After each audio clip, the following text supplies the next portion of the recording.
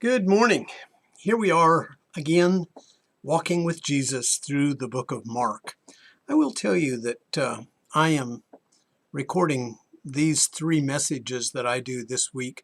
I've recorded them all at the same time because I'm going to be out of town next week, but we have wonderful technological people who get these things plugged in for us and get them set, and I am so appreciative to them for doing that. But I'm excited also to tell you about this story that we find today as we walk with Jesus.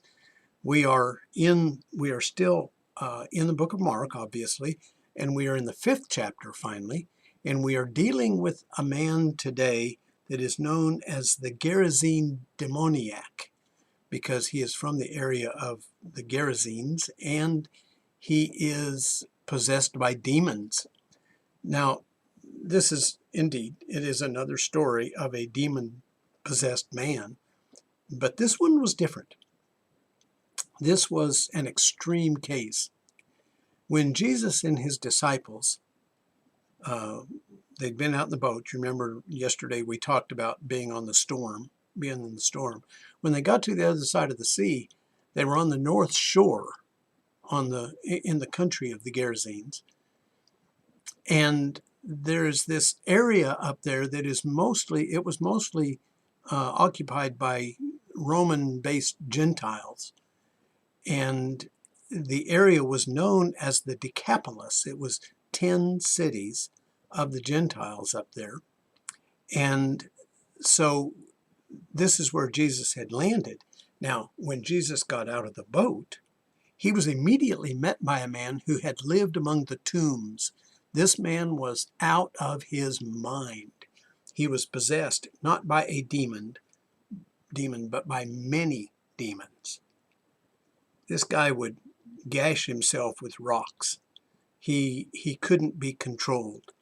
There had evidently been several attempts to bind him up with shackles and with chains, but this man was so out of his mind and was so strong that he would literally break the chains and break the shackles that had been used to try to bind him. So when he saw Jesus, there's a reaction here that I wouldn't have guessed. You would think maybe this demon-possessed man would have maybe attacked Jesus or maybe run away from Jesus. That's not what happened. When he saw Jesus, he ran to him, and then he bowed down, and he said the most interesting thing. He said, "What business do we have with each other, Jesus, Son of the Most High God?" And he evidently was yelling this at Jesus. What business do we have with each other? Well, here's an interesting case. You remember in the book of James where it says the demons believe and shudder, talking about the existence of God? Well, here's a case where the demons absolutely believe. They know who Jesus is, and they evidently shudder at that thought. They were, in this man, they were bowing down to Jesus. This man was out of his mind, but he knew who Jesus was. And therefore, he came to Jesus, and evidently the voice in the man was the voice of the demons in him. And he said to Jesus, "I implore you by God, do not torment me." Jesus asked, "What is your name?" The demons in the man, they answered, "My name is Legion, for we are many." Well, we'll see in just a minute exactly how many there were, but many demons possessing this man. And at that point, they began to plead with Jesus not to send them out of the country. So Jesus didn't send them out of the country.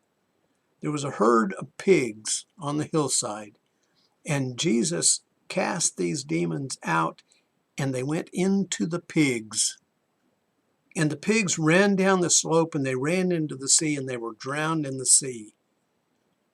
2,000 of them. How many demons were in this man? I don't think we quite understand that, but 2,000 of those pigs died in the sea. I guess they were legion. So the herdsmen, the ones that had been taking care of these pigs, ran back into the city and they reported what they had seen. And the people of the city came out to see for themselves. But again, we get a surprise, because what the people came and found was not what the people expected. They evidently knew about this man. They knew about how out of his mind he was, how dangerous he was.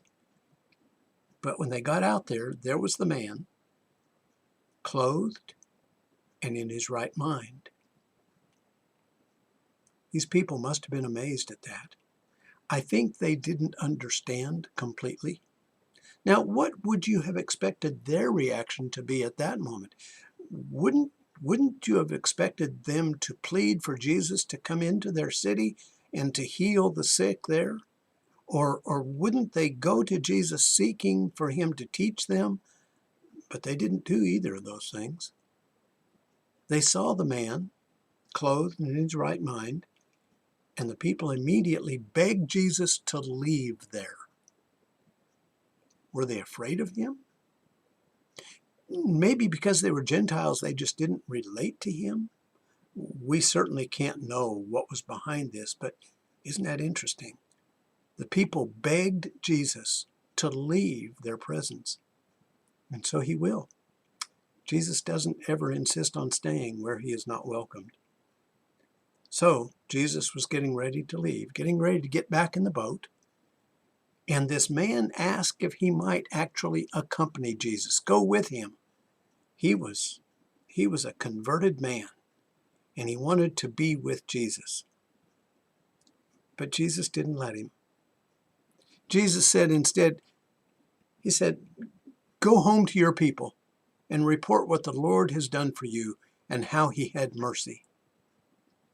So the man went away and began to proclaim what Jesus had done for him. Evidently, he went to those 10 cities telling his story. And the scripture there says, and everyone was amazed. Well, of course they were amazed. They came in contact with Jesus. And all of the people whose lives had been touched by Jesus, they were not only amazed, but those who had been really touched by him, they all had their story. You know, this man was commissioned to go tell his story because it would have an effect on others. I think we are commissioned to do the same thing. We are encouraged to share our story with others. Remember the story of the conversion of Saul of Tarsus as he became Paul? That initial story is in Acts chapter 9. But in chapters of the book of Acts, by the way, in chapters 22 and 26, it's Paul telling his story to others about what Jesus had done for him. It's a good pattern for us to follow. Do you have a story? Has Jesus done something for you? And have you ever shared that story with someone else? It's a great way to share our life. It's a great way to begin talking about Jesus with other people. You have a story. Go tell that story. And I hope you have a great day. Bye.